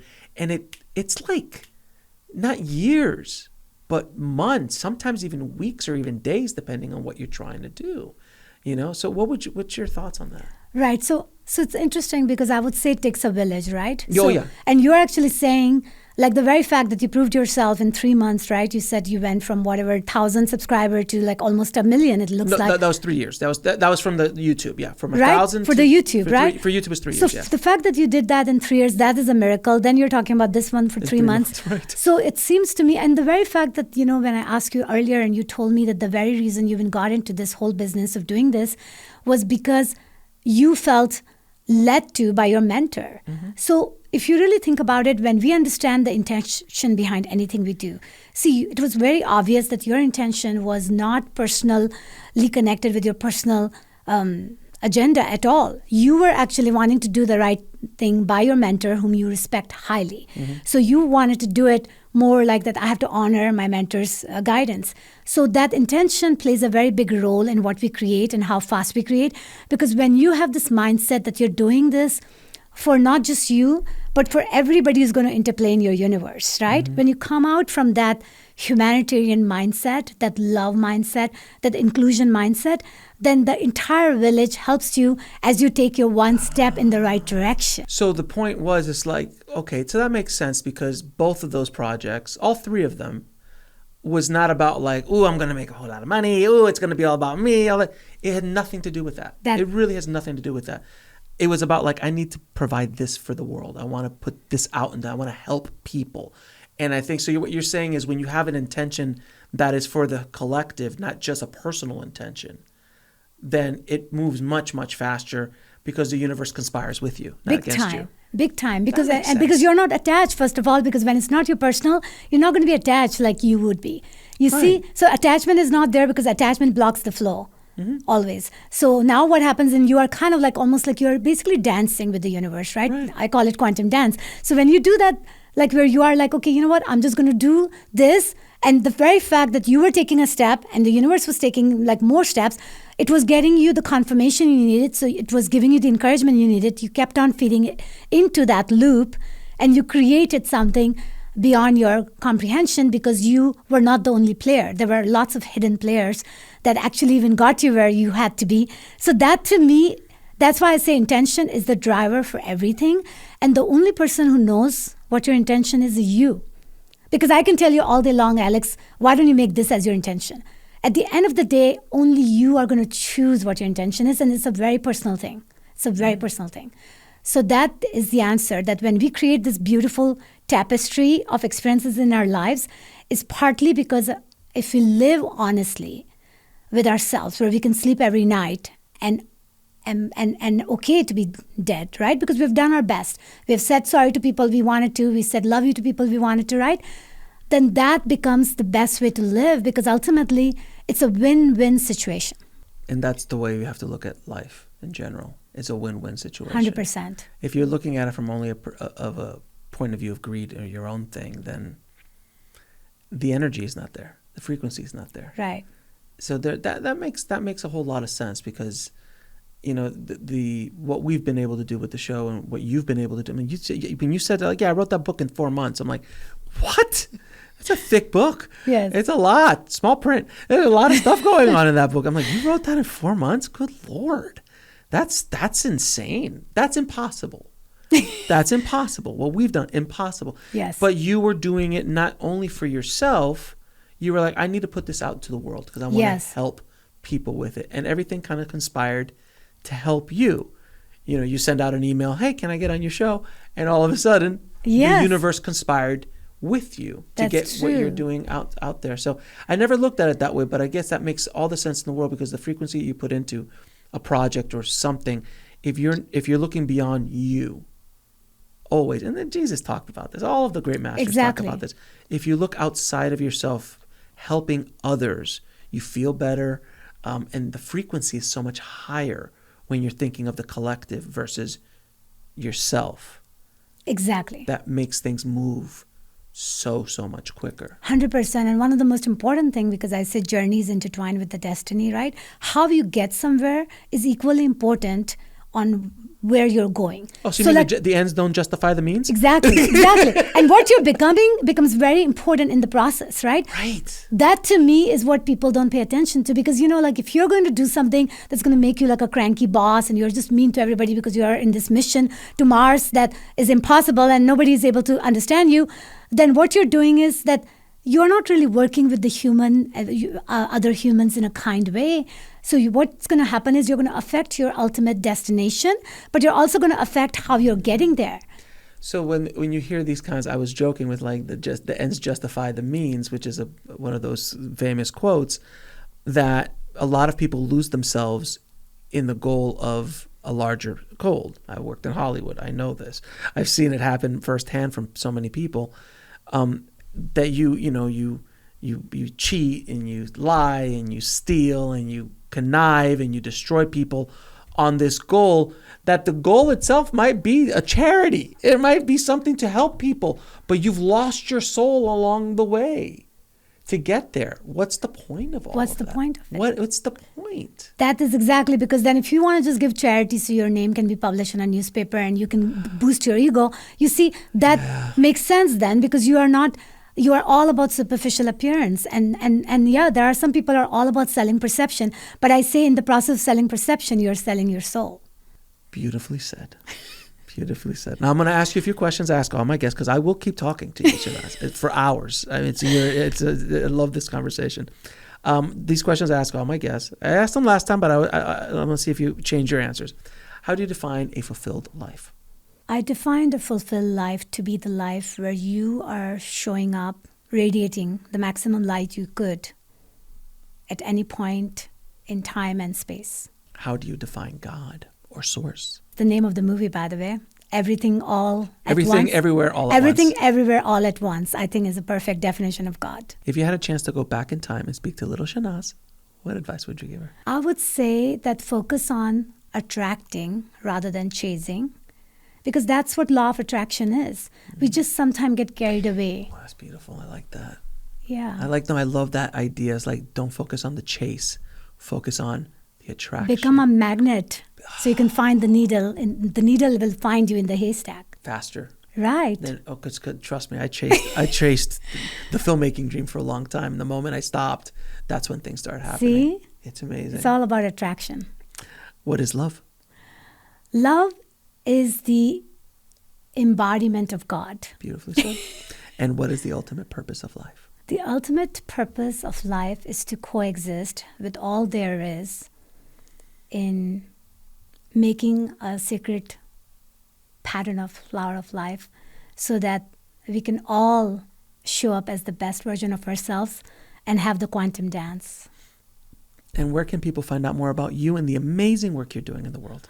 So my website is my firstlastname.com. So it's shehnazsoni.com. And you have books on Amazon and everything else is at that website. Yes, I have my book and I have my audio, thanks to you, and my own voice.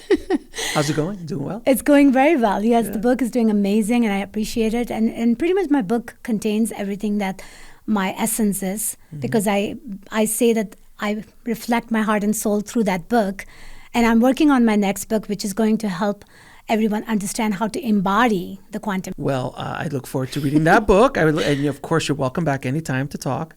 And do you have any parting messages for the audience? The parting message for the audience is that the power we seek is the power within. And the more we can act on that power that we have within ourselves, we're going to recharge the power of the cosmos. Beautifully said. Shehnaz, it is such a joy meeting you in person finally, spending this time with you. I am so proud of you for what you're doing. You are a beacon of light and an inspiration to so many people around the world, and I appreciate you fighting the good fight out there and becoming that magnet that you have been talking about in your own life and for people around the world. So I appreciate you and everything you're doing to awaken this planet. Thank you. Thank you very much. Thanks for watching. Click on one of the videos below to continue your journey, and don't forget to subscribe.